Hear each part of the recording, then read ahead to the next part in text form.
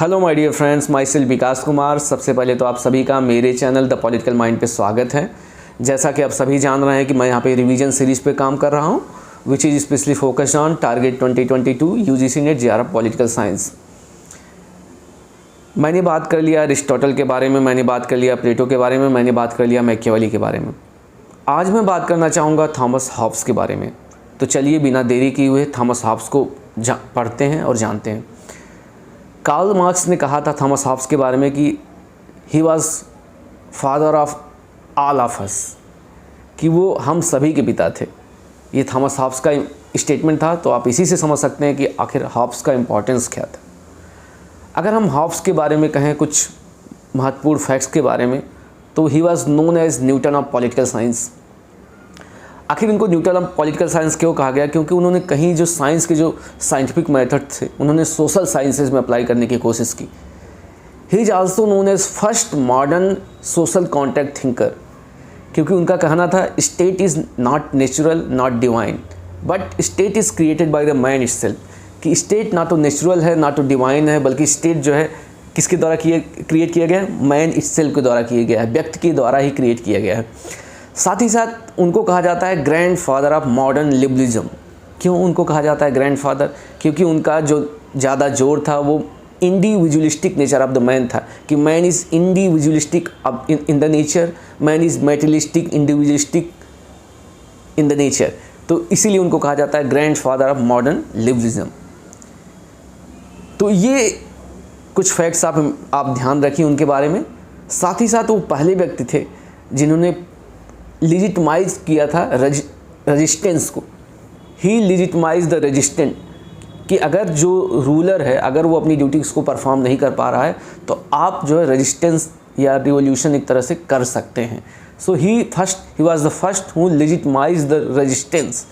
That's why Marx ने कहा था कि he was the father of all of us. तो यहाँ से आप थॉमस हॉब्स का इंपॉर्टेंस समझ सकते हैं। चलिए अब हम थॉमस हॉब्स के लाइफ एंड टाइम के बारे में पढ़ते हैं, क्योंकि उसके जीवन में जो भी घटनाएं होती हैं, जो भी इवेंट्स होते हैं, या उस समय की जो तात्कालिक परिस्थितियां होती हैं, कहीं न कहीं उनके थ्योरीज़ में वो चीज़ें जो है रिफ्लेक्ट होती हैं, वो चीज़ें आपको मिलेंगी। क्योंकि जो इवेंट्स होते हैं, जो प्रोसेसेस होते हैं उनके लाइफ में, वहीं से उनकी थ्योरी निकल के आती हैं। इसीलिए हमको जो है लाइफ एंड टाइम के बारे में जानना काफ़ी ज़्यादा महत्वपूर्ण हो जाता है। अब हम बात करते हैं, सबसे पहले तो उनकी लाइफ के बारे में बात कर लेते हैं। अब देखिए थॉमस हॉब्स का जो टाइम पीरियड था वो टाइम पीरियड था 1588 से 1679 तक था। इसका मतलब 1588 से 1679 तक ये उनका टाइम पीरियड था। अगर मैं बात करूं उनके जन्म की, तो उनका जन्म जो है मेलमसबरी इंग्लैंड में हुआ था। ठीक है, उनका जन्म जो हुआ था मेलमसबरी इंग्लैंड में हुआ था। उनके पिताजी एक माइनर क्लर्जीमैन थे जिन्होंने बहुत ही बचपन में जो अपने फैमिली को अबेंडन कर दिया था या त्याग दिया था। इसीलिए उनका एक जो फेवरेट कोटेशन है यहीं से निकल के आता है, I and fear were born together. मैं और फियर दोनों साथ ही जन्म लिए, क्योंकि एक तरफ जहाँ उनका प्री मैच्योर बर्थ हुआ तो दूसरी तरफ जो है उनके फादर ने बहुत ही कम टाइम या अर्ली एज में उनकी फैमिली को जो है त्याग दिया था। तो आप एक कोटेशन यहाँ से ध्यान रखिए, I and fear were born together. होता क्या है कि उनके जो अंकल है वो काफ़ी प्रॉस्पेरस थे, काफ़ी धनी थे। तो उन्होंने क्या है आगे उनके पढ़ाई की जो है जिम्मेदारी ली, उनको पढ़ने के लिए जो ऑक्सफोर्ड में भेजा। तो वहाँ से उन्होंने जो है शिक्षा ग्रहण की, या उनका जो एजुकेशन हुआ वो ऑक्सफोर्ड से हुआ। बाद में चल के उन्होंने काफ़ी जो फेमस पर्सनालिटीज़ थी उस समय की जो है, जैसे विलियम कैवेंडिश थे, चार्ल्स सेकेंड जो बाद में चल के जो इंग्लैंड के किंग बने, राजा बने, उनको जो है ट्यूटर प्रोवाइड करा, उनको ट्यूशन्स प्रोवाइड किए। ठीक है, मीनवाइल वो क्या है कि अपने जो शिष्य थे विलियम कैवेंडिश, उनके साथ जो है इंग्लैंड टूर पे, या बोल सकते हैं यूरोप के टूर पे जाते हैं। ये होता है 1610 से 15 के बीच में। इसी बीच क्या है वो यूरोप के टूर पे जाते हैं, जहाँ पे वो उस समय की जो फेवरेट पर्सनालिटीज़ थी, जो साइंस एंड डिस्कवरीज, जो इनोवेशन हो रहे थे, इन्वेंशन जो हो रहे थे, उस समय के जो फेमस डिस्कवरीज हो रही थी, तो कुछ साइंटिफिक जो फिगर्स थे जैसे गैलीलियो थे, रेने डिस्कार्डिस थे, ये थे, और कुछ थिंकर्स का नाम केपलर थे। इन लोगों से मुलाकात उनकी होती है। तो आप यहाँ से एक बात समझ सकते हैं कि यहाँ जब उनकी मुलाकात जो कुछ फेमस, कुछ उस समय की पर्सनालिटीज़ से उनकी होती है, तो उनका प्रभाव उनके ऊपर बहुत ज़्यादा था। स्पेशली उनका जो लॉ ऑफ मोशन का जो है उनके ऊपर काफ़ी ज़्यादा प्रभाव था। लॉ ऑफ मोशन क्या कहता है कि the word is mechanistic in nature, the word is mechanistic in nature according to which matter in the motion that every worldly phenomena including the political can be explained using the law of motion। इनका कहना था कि जो word है वो mechanistic है, इसका मतलब मैटर जो है मोशन में है, और जितने भी वर्ल्डली फिनोमिना है including the political events they can explain using the law of motion.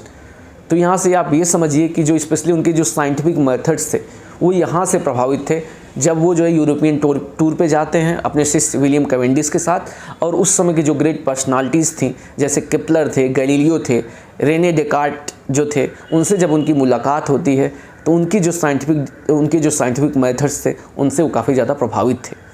ये रही उनके लाइफ की बात। या अब हम बात करते हैं उन समय की टाइम के बारे में, उस समय की परिस्थितियाँ क्या थी। देखिए, उनका जन्म इंग्लैंड में हुआ था, और जब उनका जन्म हुआ था उसके बाद से ही क्या हो रहा था कि जो इंग्लैंड था एक टर्बुलेंट फेज से गुजर रहा था। ठीक है, इसका मतलब हो क्या रहा था उस समय कि कुछ ऐसे पॉलिटिकल इवेंट्स हो रहे थे कि वहाँ पे एक सोसाइटी में एक एनार्की था। ठीक है, डिसऑर्डर था। उसका रीज़न क्या था कि उस समय वहाँ पे एक तो पहला तो इंग्लिश सिविल वार, जो कि आपका time period English civil war का 1642 से 49 था। दूसरा वार विथ स्पेन था। तीसरा 30 year war in the Europe and religious war था। तो आप यहाँ से ये समझिए कि उस समय चारों तरफ एक तरह से हाहाकार मचा हुआ था एंड डिफरेंट वार्स हो रहे थे, डिसऑर्डर था, एनार्की था, ये सब चीज़ें थी। अब यहीं से आप समझिए कि अब कोई भी थिंकर जब उस समय पे सोचना शुरू करेगा तो वो क्या सोचेगा कि how to bring the order in the society. ठीक है, और ये जो इनसिक्योरिटी जो क्रिएट हुई है इसको कैसे दूर किया जाए। इसीलिए आप यहाँ से समझिए कि Thomas Hobbes was a philosopher of order के वो काफ़ी ज़्यादा जो है सपोर्टर थे कि how we can bring the order in the society. ये उस समय का टाइम पीरियड था। ठीक है, और उनका साथ ही साथ ये कहना था कि to bring the order only a strong government can bring the order. ठीक है, इसका मतलब था कि एक स्ट्रांग गवर्नमेंट, एक पावरफुल जो गवर्नमेंट है वही ऑर्डर को ला सकती है। इसीलिए उनकी जो one of the most famous book थी लेवियाथन। लेवियाथन का मतलब क्या है? सी मॉन्स्टर, शैतान, जिसके पास बहुत ही ज़्यादा शक्तियाँ हो, जो बहुत ही ज़्यादा पावरफुल है, वही जो है सोसाइटी में जो है ऑर्डर ला सकता है। इसीलिए उसका जो मेन जो थीम था उनका जो लेवियाथन की जो बुक था वो था क्या? एक ऐसी गवर्नमेंट जो बहुत ही ज़्यादा पावरफुल है वही जो है सोसाइटी में ऑर्डर ला सकती है। चलिए, अब हमने पहले भी बात की थी कि हॉब्स क्या थे। He was the first modern social contract thinker. उनको first modern social contract thinker कहा जाता है, जिसमें वो बोलते हैं कि state is not divine not natural. State ना तो डिवाइन है ना तो नेचुरल है, it is created by the man itself. Man अपनी यूटिलिटी के लिए जो है स्टेट को क्रिएट किया गया है, इसको गॉड ने नहीं क्रिएट किया गया है, इसका डिवाइन ओरिजिन नहीं है। For its own utility man has created the state. ठीक है, ये स्टेट का पर्पस था। अब हम आगे बढ़ते हैं उनके मेथोडोलॉजी के बारे में जानने के लिए। जैसा कि मैंने पहले ही बात किया कि ये इनका जन्म उस दौर में हुआ था जब यूरोप में डिफरेंट साइंटिफिक डिस्कवरीज हो रही थी, डिफरेंट इनोवेशंस हो रहे थे, उस दौर से गुजर रहा था। और कुछ फेवरेट जो पर्सनालिटीज़ से उनकी यूरोप टूर के दौरान उनकी मुलाकात हुई, इसलिए कहीं ना कहीं जो साइंटिफिक मेथड का जो उनका प्रभाव था इनके फिलॉसफी पे था। ठीक है, तो इनका जो मेथड था वो क्या था? साइंटिफिक मेथड था, जिसके साइंटिफिक मेथड के थ्रू ये जो है ह्यूमन नेचर के बारे में जानने की कोशिश करते हैं। और ये साइंटिफिक मेथड के थ्रू जो उस समय के पॉलिटिकल इवेंट्स हो रहे थे, जो ह्यूमन नेचर थे, उसको जो है एक्सप्लेन करने की कोशिश करते हैं। अब हम आगे बढ़ते हैं और पढ़ते हैं उनके ऊपर किनका इन्फ्लुएंस था। ठीक है, हमने पहले ही बात की कि कुछ फेवरेट पर्सनालिटीज़ थी जिनका उनके ऊपर काफ़ी ज़्यादा इन्फ्लुएंस था। अब हम पढ़ लेते हैं कि वो फेवरेट पर्सनालिटीज़ कौन थी जिनका उनके ऊपर इन्फ्लुएंस था। पहली जो फेमस पर्सनालिटी थी वो थे रेने डेकार्ट। रेने डेकार्ट एक फ्रेंच फिलोसोफर थे एंड मैथमेटिशियन थे, जिन्होंने ये बताया कि कैसे जो है साइंटिफिक मेथड्स को सोशल साइंसेज में उपयोग किया जा सकता है।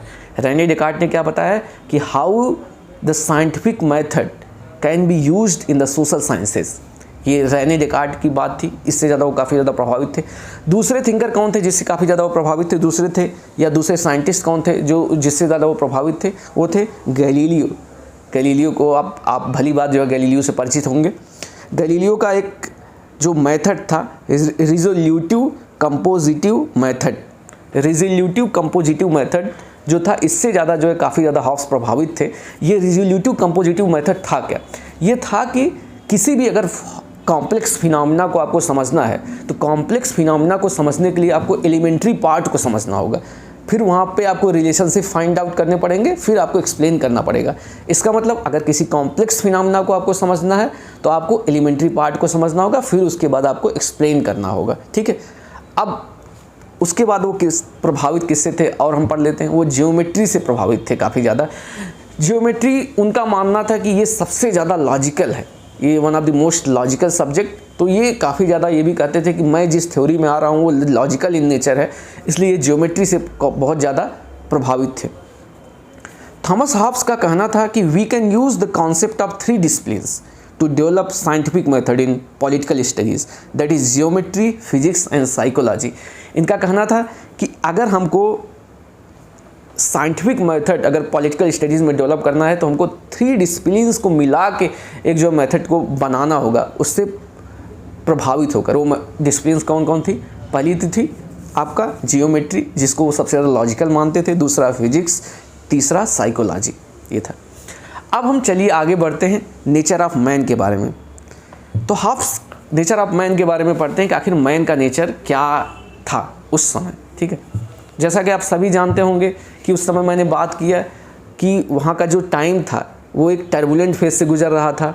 डिफरेंट वार्स हो रहे थे, जहाँ पे सिविल वार हो रहा था, वार विथ स्पेन हो रहा था, कुछ रिलीजियस वार्स हो रहे थे एंड डिफरेंट जो और वार्स हो रहे थे। तो एक तरह से एनार्की था, डिसऑर्डर था, इनसिक्योरिटी था।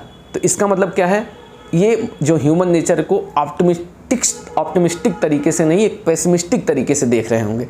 तो वहीं से उनकी थ्योरी जो निकल के आती है और ये बोलते हैं कि Hobbes has applied resolutive compositive method for the explanation of political phenomena. Resolutive compositive method, उन्होंने कहा कि किसी भी कॉम्प्लेक्स पॉलिटिकल फिनोमेना को समझने के लिए हमको क्या समझना होगा, हमको एलिमेंट्री पार्ट पे जाना होगा, फिर हमको क्या है रिलेशनशिप फाइंड आउट करने होंगे, फिर हमको एक्सप्लेन करना होगा। तो इन्होंने एक कॉम्प्लेक्स पॉलिटिकल फिनोमेना को अब यहाँ कॉम्प्लेक्स पॉलिटिकल फिनोमेना को एक्सप्लेन करने की बात समझनी पड़ेगी कि अगर एक कॉम्प्लेक्स पॉलिटिकल फिनोमेना को समझना है तो हमको एलिमेंट्री पार्ट पे जाना होगा, हमको क्या समझना होगा, ह्यूमन बिहेवियर को जानना होगा। और अगर आपको ह्यूमन बिहेवियर के बारे में समझना है तो हमको क्या समझना होगा, ह्यूमन माइंड के बारे में समझना होगा, ठीक है। और ह्यूमन माइंड से अब देखिए वहाँ पे कैसे लॉ ऑफ मोशन को अप्लाई कर रहे हैं।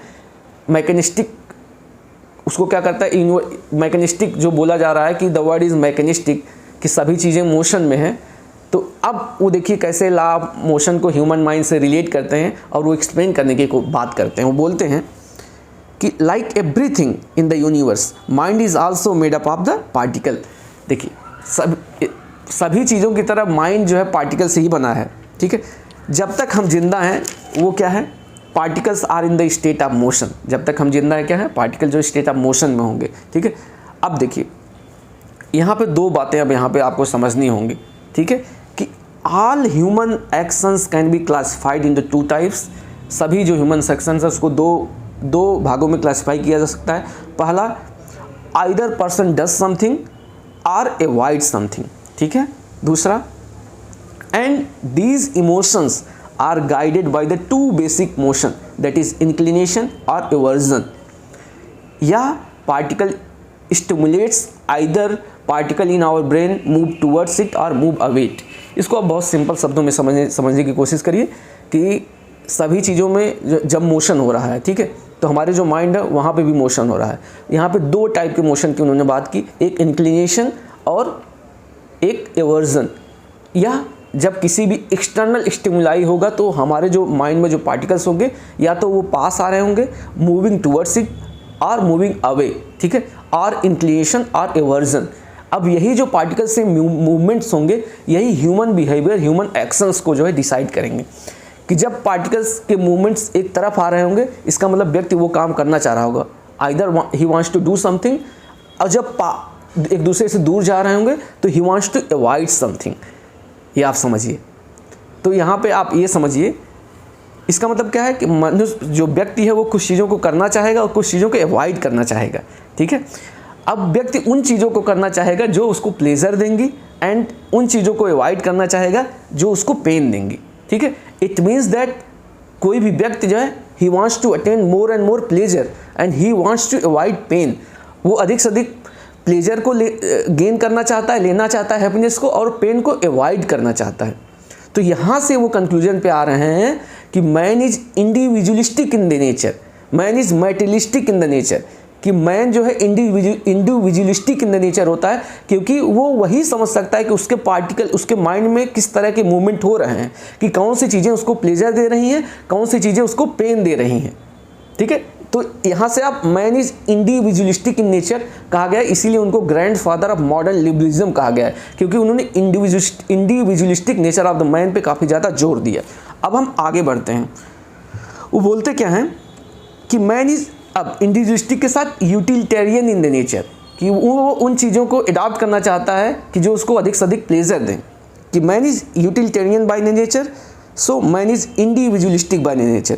Nature has made man in such a way that man cannot understand the pleasure and pain of other person, ठीक है। ये आप मैंने बता दिया, क्योंकि मैन इंडिविजुअलिस्टिक होगा और उसके पार्टिकल के मोशन उसके माइंड में होंगे, तो वो उसी हिसाब से प्लेजर एंड पेन डिसाइड करेगा। दूसरे के माइंड में किस तरह से उसके पार्टिकल के मूवमेंट हो रहे हैं वो नहीं समझ सकता, ठीक है। इसीलिए बोला जा गया कि he can not understand the pleasure and pain of the other person, ठीक है। ये बात आप ध्यान रखिए। अब यहाँ पे ध्यान रखिए, सभी लोग, अब क्या है कि रिसोर्सेज तो लिमिटेड हैं, लेकिन सभी लोग जो है सेम प्लेजर पाना चाहते हैं। Man is materialistic in the nature, वो क्या है, मटेरियल थिंग से अपने प्लेजर को पाना चाहता है, अधिक से अधिक मटेरियल पोजीशन करना चाहता है, जिससे अधिक से अधिक उसको हैप्पीनेस मिले। लेकिन रिसोर्सेज तो हमारे नेचर में लिमिटेड हैं, ठीक है। इसका मतलब यहाँ पे एक कॉन्सेप्ट आता है, dilemma of limited resources and unlimited want. Resource तो लिमिटेड है, लेकिन वांट जो है अनलिमिटेड है। तो इसका मतलब क्या होगा, जब ये सब चीज़ें होंगी तो होगा क्या, कंपटीशन होगा, कंपटीशन होगा। इसीलिए उन्होंने इसीलिए आगे चल के उन्होंने बोला है कि state of nature is war of all against all, ठीक है। अब जब कंपटीशन होगा तो वार होगा, इनसिक्योरिटी होगा, और सभी लोग उन रिसोर्सेज के लिए लड़ेंगे, क्योंकि रिसोर्स जो है वो लिमिटेड हैं, ठीक है। सो यही इन्होंने बात बोली कि all want the same pleasure thing, so there is conflict and competition, and competition will move through the life, so through the life we keep searching for the pleasure. ये pleasure ख़त्म नहीं होगा, हम search करते रहेंगे, pleasure search करते रहेंगे, ठीक है। And find out one pleasure, एक प्लेजर मिलेगा, फिर हमको दूसरा प्लेजर चाहिए, एंड ये तभी समाप्त हो जाएगा जब हमारे माइंड में जो मैटर इन मोशन है वो स्टॉप हो जाएगा। जब मैटर रेस्ट पे हो जाएंगे तो होगा क्या कि हम प्लेजर सीकिंग बिहेवियर भी हमारा ख़त्म हो जाएगा, कि मैटर इन रेस्ट तो वो कोई प्लेजर नहीं। इसीलिए व्यक्ति जो है डेथ को भी अवॉइड करना चाहता है, क्योंकि जब डेथ हो जाएगी तो वहाँ पे हैप्पीनेस की सारी संभावनाएं जो हैं ख़त्म हो जाएंगी, ठीक है। तो यहाँ ने इसीलिए he stabilised man is utilitarian by nature and logically stabilised that man has created state for the sake of pleasure and to avoid the pain. वो खुद के प्लेजर के लिए एंड अवॉइड द पेन के लिए जो मैन को stabilise किया। अब यहाँ पे आप एक बात ध्यान रखिए कि सभी व्यक्ति जो है सेम रिसोर्सेज के लिए फाइट करेंगे, तो आखिर सभी व्यक्ति तो जीत नहीं जाएंगे, सभी व्यक्तियों को वो चीज़ें मिल नहीं जाएंगी। तो आखिर क्या डिसाइडिंग फैक्टर होगा, कि जो डिसाइडिंग फैक्टर होगा कि वह उसको जो उनकी जो मैटेरियलिस्टिक थिंग्स हैं वो उसको मिल पाएंगी कि नहीं, वो डिसाइडिंग फैक्टर है पैसन, कि कोई भी व्यक्ति किसी भी चीज़ के लिए कितना पैशनेट है, कितना उसको पाना चाहता है। इसका मतलब जो व्यक्ति जितना ज़्यादा पैशनेट होगा उतना ही जो है वो आसानी से उन जो चीज़ें हैं, जो मैटेरियलिस्टिक थिंग्स हैं, उनको पा सकता है। तो जो डिसाइडिंग फैक्टर होगा, जो डिफ्रेंशिएटिंग फैक्टर होगा एक ह्यूमन बीइंग में दूसरे ह्यूमन बीइंग का, वो है पैशनेट। उसमें जीतेगा वही जो ज़्यादा पैशनेट होगा। सभी को सभी चीज़ें नहीं मिल सकती हैं, ठीक है, ये बात आप ध्यान रखिए। यहाँ पे आपको एक बात और समझ लेनी होगी, दैट इज़ पावर फैक्टर, कि जो आपको प्लेजर गेट करना है, जो हैप्पीनेस गेट करना है, तो यहाँ पे आपको पावर को अडॉप्ट करना होगा। इसका मतलब क्या है, power is a means to get more and more pleasure. Power के द्वारा अधिक से अधिक जो है प्लेजर जो है अडॉप्ट किया जा सकता है। इसका मतलब यहाँ पे बोला जाता है कि in order to obtain pleasure human needs power, ठीक है। It is because utilitarian nature of the man that man is materialistic in nature and power seeking the search for power is never ending. जैसा कि pleasure के लिए भी वो अधिक से अधिक एक प्लेजर मिलेगा, दूसरा प्लेजर के लिए वो आगे जाएगा, उसी तरह उसको पावर मिलेगा तो ऐसा नहीं कि वो पावर पे वहीं रुक जाएगा, वो और अधिक से अधिक पावर पाना चाहेगा, क्योंकि उसको पता है कि पावर के थ्रू ही मैं प्लेजर को प्राप्त कर सकता हूँ। यहीं पे एक और कोटेशन आता है, power creates pride and it ceases after the death, कि पावर जो है प्राइड क्रिएट करता है। एक पावर मिलता है, फिर उसको प्राइड होता है, फिर वो और अधिक से अधिक पावर को गेन करना चाहता है। ये ऐसा जीवन पर्यंत चलता रहता है, पूरे जीवन काल के दौरान ये चलता है। लेकिन वो क्या है, it ceases after the death, जब डेथ हो जाती है तो व्यक्ति का वो सीज कर जाता है, ख़त्म हो जाता है, ठीक है। चलिए अब हम यहाँ पे आप एक बात और ध्यान रखिए कि ठीक है, पावर का हमने कॉन्सेप्ट पढ़ लिया। यहाँ पे एक कॉन्सेप्ट है मोरल रिलेटिविज्म। मोरल रिलेटिविज्म का यहाँ पे सिंपल सा कॉन्सेप्ट है, आप ये समझिए कि यहाँ पे ये गुड एंड बैड को इथिकल टर्म्स में नहीं डिवाइड कर रहे हैं कि आपको अच्छा या बुरा जानने के लिए आपको एथिक्स को फॉलो करना होगा। इन्होंने सिंपली कहा है, सिंपली आप समझने की कोशिश करिए कि गुड वो चीज़ें हैं जो कि आपको प्लेजर देती हैं और बुरा वो चीज़ें जो कि आपको पेन देती हैं। It means that everything is good which is giving you more and more pleasure and everything is bad which is giving you more and more pain। ये मोरल रिलेटिविज्म का कॉन्सेप्ट है। अब याद रखिए कि जो मैन का नेचर है उसके पास एक सेंस ऑफ रीज़न भी है, ऐसा नहीं कि उसके पास बिल्कुल सेंस ऑफ रीज़न नहीं है, कि man has also possess some sense of reason who understand the logical connection of cause and effect. उसके पास एक सेंस ऑफ रीज़न है जो कॉज एंड इफेक्ट के रिलेशनशिप को समझता है, ठीक है। एक इनका सबसे फेवरेट कोटेशन है, या ध्यान रखिए, I and fear were born together. ये उनका फेवरेट कोटेशन है क्योंकि उनका जो बहुत कम एज में ही उनके पिताजी ने उनको त्याग दिया था, एबंडन कर दिया था, साथ ही साथ उनका प्री मैच्योर बर्थ भी हुआ था। तो यहाँ से उनका कॉन्सेप्ट जो उन्होंने बोला था, I and fear were born together, यहाँ से वो ह्यूमन नेचर को कैसे डिफाइन करते हैं ये समझिए। उनका कहना है कि man is fearful by the nature and also insecure. Man is fearful और insecure about the losing the things which give him pleasure. Man insecure है एंड फियरफुल है उन चीज़ों के लिए कि जो उसको प्लेजर देती हैं, ठीक है। So to ensure the security man acquire more and more power. Security को इंश्योर करने के लिए मैन ज़्यादा से ज़्यादा पावर लेना चाहता है, ठीक है। And man's life is a struggle for power, ठीक है। To overcome that struggle for the power man will create the state. और उसी को जो इनसिक्योरिटी है उसको हटाने के लिए मैन जो है स्टेट को जो है क्रिएट करता है। तो चलिए अब हम आगे बढ़ते हैं हॉब्स स्टेट ऑफ नेचर के बारे में। अब हम हॉब्स के स्टेट ऑफ नेचर के बारे में पढ़ते हैं। देखिए हॉब्स के स्टेट ऑफ नेचर के बारे में आप समझिए, स्टेट ऑफ नेचर क्या है। State of nature is a hypothetical condition before the formation of the state but not in the literal और हिस्टोरिकल सेंस। कि एक हाइपोथेटिकल कंडीशन है before the formation of state but not in the literal और historical sense. Historical sense में नहीं है कि पहले स्टेट ऑफ नेचर आया फिर बाद में स्टेट आया, बल्कि ये इस सेंस में है कि अगर स्टेट नहीं है या स्टेट के डिसोल्यूशन के बाद कैसी कंडीशंस क्रिएट हो जाएंगी, वो एक ऐसी हाइपोथेटिकल कंडीशन सोचने की बात या सोच रहे हैं, बात कर रहे हैं कि ठीक है, कि the condition that would certainly arises upon the dissolution. कि एक ऐसी कंडीशन, एक ऐसी हाइपोथेटिकल कंडीशन कि अगर स्टेट का डिसोल्यूशन हो जाए तो कैसा एक सिचुएशन, कैसा एक एटमॉस्फेयर क्रिएट होगा, उसी को उन्होंने स्टेट ऑफ नेचर कहा गया है। या ये बोल सकते हैं कि द सिचुएशन, स्टेट के बिना कैसी सिचुएशन होगी, वो एक कंडीशन की बात कर रहे हैं। तो यहाँ ये बोला जा रहा है कि in the absence of any external control, बिना किसी एक्सटर्नल कंट्रोल की अगर कोई एक्सटर्नल कंट्रोल ना हो तो मैन अपना जो इनहेरेंट नेचर है वो उसी के हिसाब से जो बिहेव करेगा। जैसा कि हॉब्स ने बताया कि man is selfish, individualistic, cruel in nature. So होगा क्या कि there will be war of all against all. ठीक है, so in the state of nature is state of war of everyone against everyone. ये बात आप ध्यान रखिए। अब हम थोड़ा सा उसको डिटेल में एक्सप्लेन करते हैं।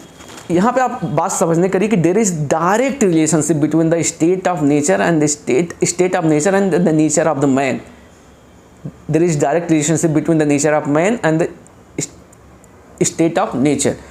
जब हॉब्स बोलते हैं कि man is individualistic in nature, materialistic in the nature, that is fearful in the nature, तो ये बोलते हैं कि मैन क्या है, इंडिविजुअलिस्टिक है, मैन इज मेटेरियलिस्टिक है, मैन इज फियरफुल है। जब बोलते हैं man is individualistic in nature, इसका मतलब क्या है कि मैन सेल्फिश है, वो खुद पे ही अपने केंद्रित करता है। इसका मतलब क्या है कि सभी लोग जो है everyone wants to attain more and more power, सभी लोग क्या है ज़्यादा से ज़्यादा पावर को अटेन करना चाहते हैं। ठीक है, यही बोलते हैं कि everyone wants to attain more and more power. और जब एक व्यक्ति जब ज़्यादा पावर को एक्युमुलेट कर लेगा तो दूसरा व्यक्ति क्या है, इनसिक्योर हो जाएगा। दूसरा व्यक्ति जब इनसिक्योर हो जाएगा तो वह भी ज़्यादा से ज़्यादा पावर को अटेन करना चाहेगा। जब उसको ज़्यादा पावर मिल जाएगी तो पहला व्यक्ति इनसिक्योर हो जाएगा। ठीक है, इसका मतलब क्या है कि जो व्यक्ति होगा, man is continuously busy in acquiring more and more power to secure himself. अपने आप को सिक्योर करने के लिए वो अधिक से अधिक पावर को एक्यूमुलेट करना चाहेगा। ठीक है, सो उस सिचुएशन में क्या समझा जाएगा, सभी लोग सभी के दुश्मन होंगे। Every man is enemy to everyone, war of all against all. सभी लोग एक दूसरे के दुश्मन होंगे और सभी लोग जो है सभी का एक दूसरे के खिलाफ युद्ध होगा स्टेट ऑफ नेचर में। तो अब इस सिचुएशन में क्या आपको लगता है कि वहाँ पे प्रॉपर्टी एंड लाइफ का सिक्योरिटी होगा? No, there will no security of life and property in this situation. And आपको क्या लगता है कि जब लाइफ एंड प्रॉपर्टी का सिक्योरिटी नहीं होगा तो वार, क्रिएटिविटी, इन सब चीज़ों के लिए कोई जगह होगा? नहीं, इन सब चीज़ों के लिए भी कोई जगह नहीं होगा। इसीलिए बोला जाता है कि in the state of nature there will be no security of life और द प्रॉपर्टी। ठीक है, man are at the liberty to do anything, ठीक है, to secure their lifes. Every man, वहाँ पे एक्सट्रीम लिबर्टी होगी, वो व्यक्ति खुद ही कुछ भी कर सकता है एंड खुद ही जजमेंट ले सकता है कि मुझे किसको मारना है, किसको नहीं मारना है, क्योंकि उसको लगता है कि अगर दूसरे को मार के मुझे ज़्यादा से ज़्यादा पावर मिल जाएगा तो वो ये सोचेगा नहीं। तो वहाँ पे प्राइवेट जजमेंट होगा, व्यक्ति का खुद का जजमेंट वहाँ पे फोकस्ड होगा। ठीक है, so there will be no limit to the natural liberty. Man will be guided by the private judgement, each one is जज, jury and execution of her और हिज ओन केस। ठीक है, तो इस सिचुएशन में क्या होगा, एक सोशलाइज्ड एंड सिविलाइज्ड जो लाइफ है पॉसिबल नहीं होगा। तो यहाँ पे क्या होगा, जब सोशलाइज्ड लाइफ पॉसिबल नहीं होगा, वार ऑफ ऑल अगेंस्ट ऑल होगा, तो वहाँ पे कोई स्कोप नहीं होगा इंडस्ट्री का, आर्ट का, कल्चर का, बिजनेस का, ट्रेड का, नॉलेज का। तो अब इस कंडीशन में आप ये समझिए कि स्टेट ऑफ नेचर में ह्यूमन की लाइफ कैसी होगी। आप खुद समझने की कोशिश करिए, क्या अच्छी होगी? नहीं, बहुत ही बुरी होगी। इसीलिए उन्होंने बोला है, उनका फेवरेट स्टेटमेंट आप ध्यान रखिए कि स्टेट ऑफ नेचर में जो लाइफ ऑफ मैन होगी वो होगी solitary, poor, nasty, brutish and short. बहुत ही गंदी होगी, खराब होगी, शार्ट होगी। ठीक है, अब ये क्या है, एक पेनफुल सिचुएशन है, क्योंकि आप पहले ही बताया कि नेचर ऑफ मैन में एक सेंस ऑफ रीज़न है कि जहाँ पे उसको ये तो पता है कि मैं जो कर रहा हूँ उसका क्या प्रभाव होगा, तो ये इतना तो सोच सकता है कि यार ये तो बहुत ही पेनफुल सिचुएशन है। So in this painful situation, in order to avoid pain and give security of life and property, man enters into the social contact. Man एक सोशल कॉन्टेक्स्ट में इंटर करता है एंड स्टेट को create करता है, क्योंकि state की prime duty क्या होगी, जो इनसिक्योरिटी है उसको ख़त्म करे, साथ ही साथ प्रोटेक्शन ऑफ लाइफ दे, लोगों को प्रोटेक्शन ऑफ लाइफ दे, उसकी प्राइम ड्यूटी होगी।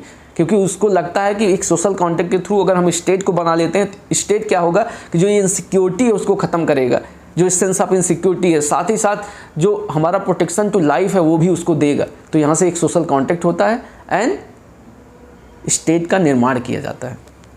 अब हम आगे पढ़ेंगे लॉ ऑफ नेचर के बारे में। जब हम बात करते हैं स्टेट ऑफ नेचर की, तो आप एक बात ध्यान रखिए कि जब वो बात करते हैं, हॉब्स बात करते हैं कि man is individualistic, materialistic and fearful, लेकिन वहाँ पे एक और बात करते हैं कि उनके पास एक सेंस ऑफ रीज़न भी होता है, ठीक है, कि उसको अपने काज एंड इम्पैक्ट का जो है पता होता है कि आखिर मैं ऐसा करूँगा तो क्या होगा।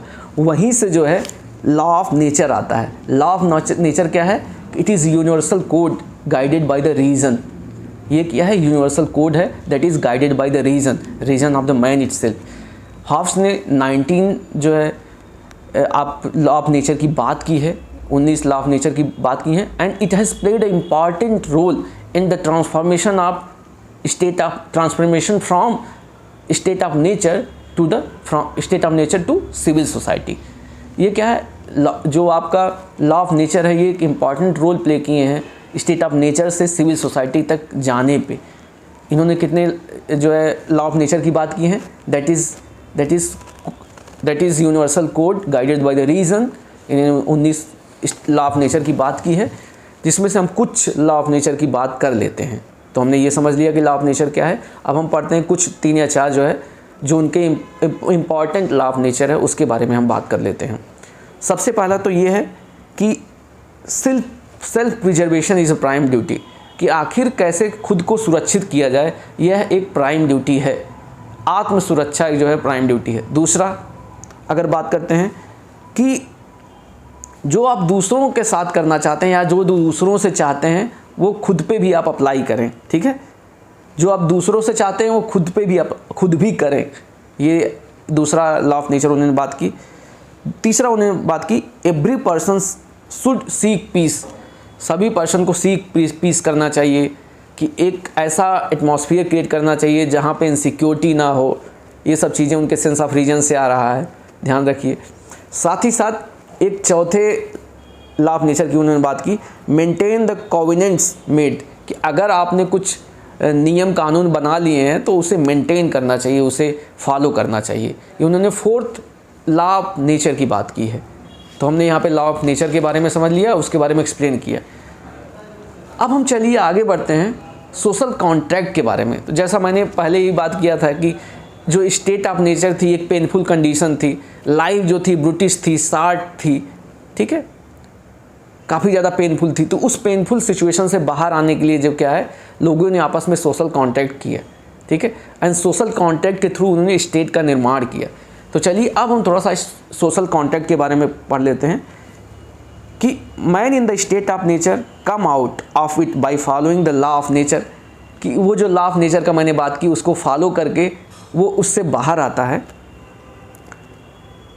To perform agreement covenant with one and all to form civil society and state government, और वो जो है कॉन्टेक्ट से सिविल सोसाइटी एंड गवर्नमेंट को दोनों को एक साथ फॉर्म करता है, ठीक है। यहाँ पे 1 स्टेप प्रोसेस है, एक ही स्टेप में सिविल सोसाइटी का भी फॉर्म होता है एंड गवर्नमेंट का भी फॉर्म होता है, ठीक है, जिससे कि एक सोवरियन अथॉरिटी जो है क्रिएट की जाती है आउट ऑफ द, देखिए, the sovereign authority is created out of covenant among individual.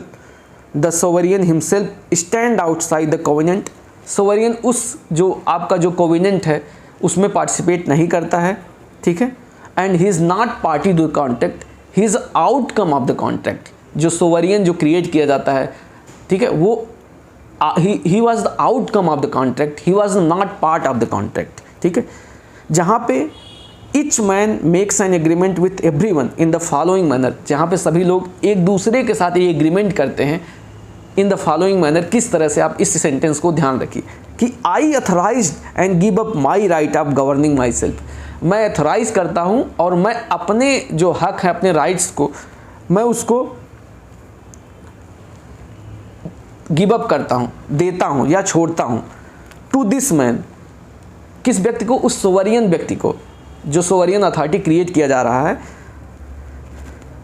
To this, वो कोई असेंबली ऑफ मैन हो सकता है, कोई एक व्यक्ति भी हो सकता है, ऑन द कंडीशन दैट, किस कंडीशन पे? कि you give up your right, कि आप भी अपना राइट दो, and otherwise all his action in like manner, कि वो ये बोल रहा है कि मैं अपने राइट्स को दे रहा हूँ, किसको? उस सोवरियन को या एक असेंबली ऑफ मैन को, इस कंडीशन पे भी कि आप भी अपने राइट्स को उसको देंगे, ठीक है, तो ये कंडीशन था एंड ये स्टेटमेंट था, उस स्टेटमेंट को ध्यान रखिए, ठीक है।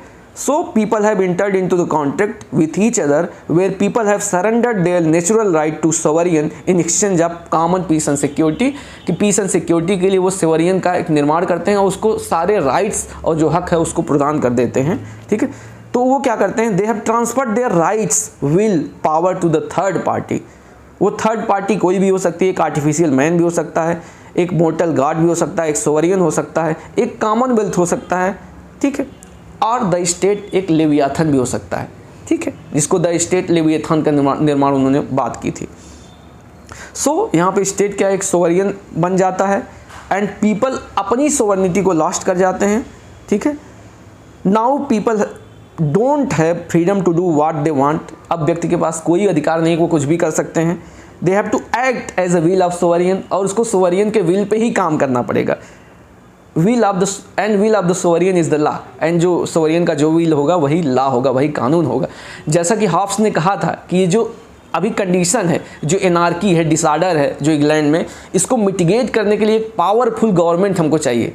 इसीलिए उन्होंने सोवरियंस को सारी पावर दे दिए हैं, जिससे कि वो आर्डर को क्रिएट कर सकें और वहाँ पे जो इनसिक्योरिटी है उसको हटा सकें, ठीक है। अब यहाँ पे सोवरियन की प्राइम ड्यूटी क्या होगी, ये बात ध्यान रखिए।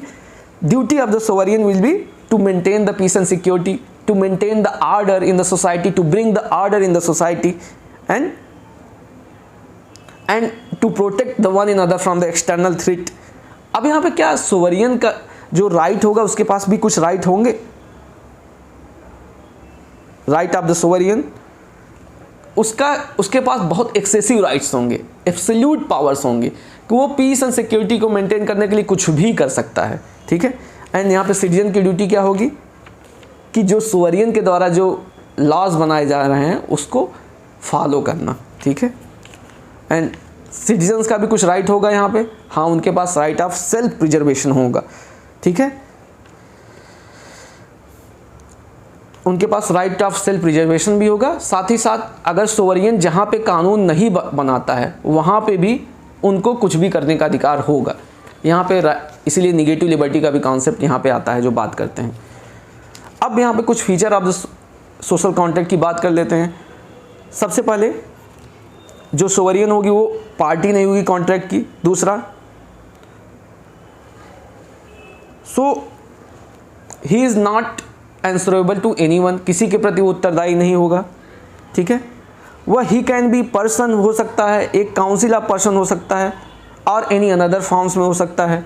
अब पावर क्या होगी सोवरियन की, एब्सोल्यूट होगी, अनलिमिटेड होगी, अनडिवाइडेड होगी, ठीक है, अनएलिनेबल होगी, ठीक है। And it is a one step process जहाँ पे civil society and sovereign state का दोनों का निर्माण किया जाता है। एंड ये कॉन्ट्रैक्ट तब तक वैलिड होगा जब तक कि sovereign will be able to maintain the peace and security, तब तक ये जो कॉन्ट्रैक्ट होगा ये वैलिड होगा, ठीक है। चलिए, अब हम ये इतना पढ़ लिए हैं। ये मुझे पता है कि वीडियो थोड़ा सा लंबा हो रहा है, बट हमारे साथ आप बने रहिए। थॉमस हॉब्स की कुछ फेमस बुक्स की पढ़ लेते हैं। थॉमस हॉब्स का पहला जो बुक है, English translation of Thucydides, the history, English translation of Thucydides, history of Peloponnesian war, 1628 में ये लिखी गई थी। Here he wanted to attack Athenian democracy. उनकी दूसरी जो बुक है वो डिसाइव है, दैट इज़ उसको ट्रांसलेट किया गया है ऑन द सिटीजन, जहाँ पे उन्होंने war of all against all की बात की है, and deals with the natural law and the necessity of stabilized a government, strong government. उनकी तीसरी जो बुक है वो डी कॉर्परी है, ऑन द बॉडी, 1642 में हुई थी। चौथी उनकी बुक है डी होमाइन, जो कि 1658 में रिलीज हुई थी। एंड पांचवी उनकी जो सबसे फेवरेट बुक है, यहाँ पे एक बात आप चेक कर लीजिएगा, Leviathan, that is sea monster, ये आप बात कर लीजिए। अब हम पढ़ते हैं उनके फेमस कोट्स के बारे में। थॉमस हॉब्स के बारे में थोड़ा सा क्विक रिवीजन कर लेते हैं। उनको न्यूटन ऑफ पॉलिटिकल साइंस कहा जाता है। उन्होंने एब्सोल्यूट मोनार्की की बात की है। वहाँ पे ह्यूमन नेचर के बारे में क्या कहा गया है, individualistic, selfish, cruel in the nature and utilitarian point of view उन्होंने बात की है। अब उनका इन्फ्लुएंस किसका था? रेने डेकार्ट था उनके ऊपर, गैलीलियो का था, जो आपका जियोमेट्री का उनके ऊपर काफ़ी ज़्यादा प्रभाव था। ये सब चीज़ें आप ध्यान रखिए। स्टेट ऑफ नेचर के बारे में वो क्या बोलते हैं कि स्टेट ऑफ नेचर क्या होगा? सॉलिटरी होगा, नास्टी होगा, पुअर एंड शॉर्ट होगा। पर्पज क्या है स्टेट ऑफ क्रिएट करने का? कि पीस एंड सिक्योरिटी को क्रिएट करना, प्रोटेक्शन ऑफ लाइफ प्रोवाइड करना, ठीक है।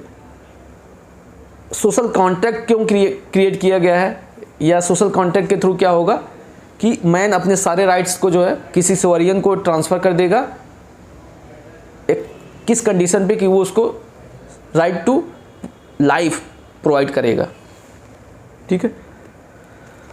Power creates pride, one of the famous quotation है। He was scholar of order and security, जहाँ पे उनके लिए utility is more important than the liberty. ये बात आप ध्यान रखिए। अब यहाँ पे अब कुछ कोटेशंस को पढ़ लेते हैं। There is general inclination of all mankind is perpetual and restless desire for the power after power which ceases only in the death. कि man is individualistic in the nature and everyone wants to attain more and more power. तो ये पूरे life के दौरान उनके चलता रहेगा, and ये ख़त्म कब हो जाएगा? जब व्यक्ति की मृत्यु हो जाएगी। तो यहीं से एक और कोटेशन आता है, पावर क्रिएट्स प्राइड। ये बात ध्यान रखिए। I and fear were born together, इसको मैंने पहले एक्सप्लेन कर दिया है कि उन्होंने जब जन्म लिया था तो उनके पिता ने बहुत ही अर्ली एज में उनको अबेंडन कर दिया था, साथ ही साथ उनका प्री मैच्योर बर्थ भी हुआ था। अभी स्टेट ऑफ नेचर के बारे में एक कोटेशन है जो काफ़ी फेमस है। State of nature is a state of war of all against all, ठीक है। State of nature is war of all against all, क्योंकि man is individualistic in the nature. तो होता क्या है कि लिमिटेड रिसोर्सेज हैं, अनलिमिटेड वांट्स हैं, तो सभी लोग ज़्यादा से ज़्यादा पावर अटेन करना चाहेंगे। होगा क्या? रिसोर्सेज लिमिटेड हैं तो कंपटीशन एंड कॉन्फ्लिक्ट होगा। तो वहाँ पे क्या होगा? In the state of nature there is war of all against all. ये भी उनका एक कोटेशन है। अब आगे चलते हैं, उसी से अगला कोटेशन निकल के आता है। In the state of nature there is no industry. State of nature में ना तो कोई इंडस्ट्री होगी, there is no industry, no culture, no navigation, no scope of art civilization. It is solitary, nasty, poor and brutish short होगी।